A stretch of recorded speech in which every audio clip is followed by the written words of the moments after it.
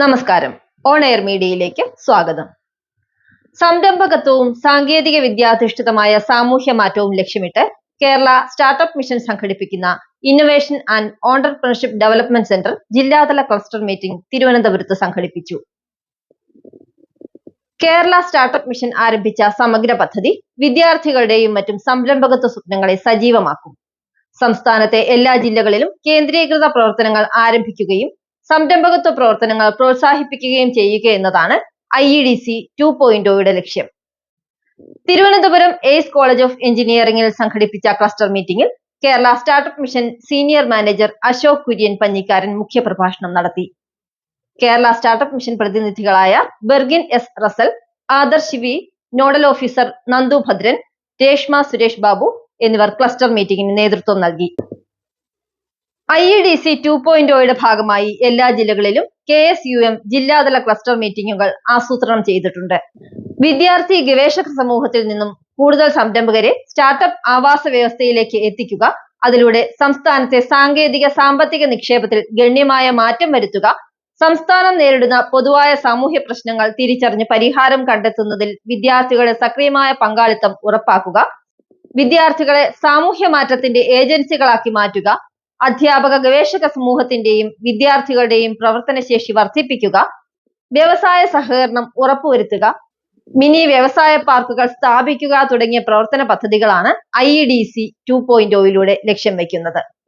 Hema committee റിപ്പോർട്ടിൽ വിശ്വാസമില്ലെന്ന് dubbing artist Bhagyalakshmi മാധ്യമങ്ങളോട് പറഞ്ഞു. 18 പേരുടെ വിവരം ഹേമ കമ്മിറ്റിക്ക് കൈമാറിയെന്നും പക്ഷേ ആരെയും ഹേമ കമ്മിറ്റി വിളിച്ചില്ല എന്നും അവർ പറഞ്ഞു.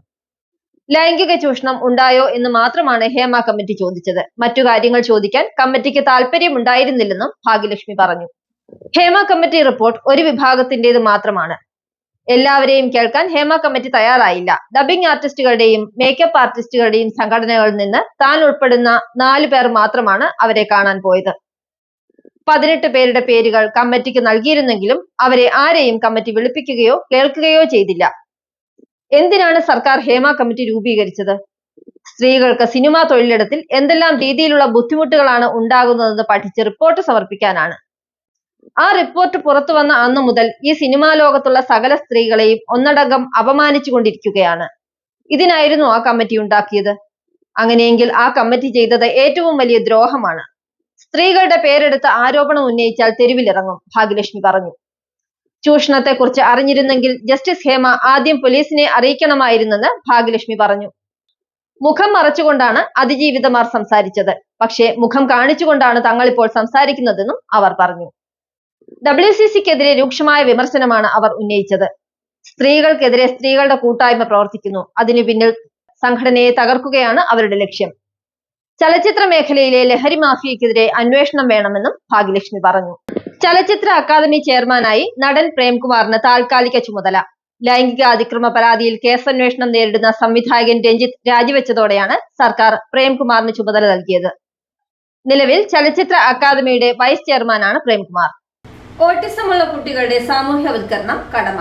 മന്ത്രി doctor R Bindu. State programme for education and empowerment in disabilities speed പദ്ധതിയുടെ പ്രഖ്യാപനവും comprehensive resource book on autism spectrum disorder പുസ്തക പ്രകാശനവും ഉന്നത വിദ്യാഭ്യാസ സാമൂഹ്യനീതി വകുപ്പ് മന്ത്രി ഡോക്ടർ ആർ ബിന്ദു നിർവഹിച്ചു. സർക്കാരിന്റെ 4ാമത് 100 ദിന പരിപാടികളോടനുബന്ധിച്ചാണ് ഭിന്നശേഷി മേഖലയിലെ പരിശീലന ബോധവൽക്കരണ പരിപാടികൾ ഉൾക്കൊള്ളിച്ചുകൊണ്ട് state programme for education and empowerment in disabilities എന്ന പദ്ധതി പ്രഖ്യാപിച്ചത്. ഓട്ടിസവുമായി ബന്ധപ്പെട്ട് കുറേയേറെ കാര്യങ്ങൾ ചെയ്യാൻ സർക്കാരിന് സാധിച്ചിട്ടുണ്ടെന്ന് മന്ത്രി പറഞ്ഞു. പലയിടങ്ങളിലായി ഓട്ടിസം കേന്ദ്രങ്ങൾ ആരംഭിക്കുവാനും നിപ്മർ കേന്ദ്രീകരിച്ച് ഓട്ടിസം സംബന്ധിച്ച് ശാസ്ത്രീയ ഗവേഷണങ്ങൾ മുന്നോട്ട് കൊണ്ടുപോകുന്ന കരുത്തുറ്റ കേന്ദ്രം സ്ഥാപിക്കാനും സാധിച്ചിട്ടുണ്ടെന്നും മന്ത്രി പറഞ്ഞു. ഓട്ടിസമുള്ള കുട്ടികളെ സമ്പൂർണമായും സാമൂഹ്യവൽക്കരിക്കുന്നതിന് വിശാലമായ മാനവികതയോടുകൂടിയുള്ള സമീപനം സമൂഹത്തിൽ നിന്നുണ്ടാകണം. ഓട്ടിസം സ്പെക്ട്രം ഡിസോർഡേഴ്സിന്റെ പ്രത്യേകതകളെക്കുറിച്ച് സമഗ്രതയോടെ ഉള്ള പഠനങ്ങൾ അനിവാര്യമാണ്. ഇത്തരം പഠനങ്ങൾ നിരവധി കുടുംബങ്ങൾക്ക് ആശ്വാസകരമാവും. കേരളത്തെ ഭിന്നശേഷി സൗഹൃദ സംസ്ഥാനമാക്കുന്നതിനായി സർക്കാർ നിരവധിയായ പദ്ധതികളും പ്രവർത്തനങ്ങളും നടത്തിവരികയാണ്. മറ്റു മേഖലകളിൽ എന്ന പോലെ ഭിന്നശേഷി മേഖലയിലും മാതൃകാപരമായ മാറ്റങ്ങൾ കൊണ്ടുവരാൻ ഈ സർക്കാരിന് സാധിച്ചിട്ടുണ്ട്. ഭിന്നശേഷി മേഖലയുമായി ബന്ധപ്പെട്ട് വിവിധ വിഷയങ്ങളും ആവശ്യമായ ഇടപെടലുകളും സാധ്യമാക്കുന്ന രീതിയിൽ പ്രവർത്തന മാർഗരേഖകൾ ഉണ്ടാക്കാനും പരിശീലന പരിപാടികൾ സംഘടിപ്പിക്കാനുമുള്ള ഇടപെടൽ കേരള സാമൂഹ്യ സുരക്ഷാ mission state initiative on disabilities മുഖേന നടപ്പാക്കുന്നതായി മന്ത്രി പറഞ്ഞു. ദക്ഷിണ റെയിൽവേ മേഖലയിൽ കനത്ത മഴ തുടരുന്ന സാഹചര്യത്തിൽ ചില ട്രെയിൻ സർവീസുകൾ റദ്ദാക്കി. എറണാകുളത്ത് നിന്നുള്ള ട്രെയിനുകളാണ് റദ്ദാക്കിയത്.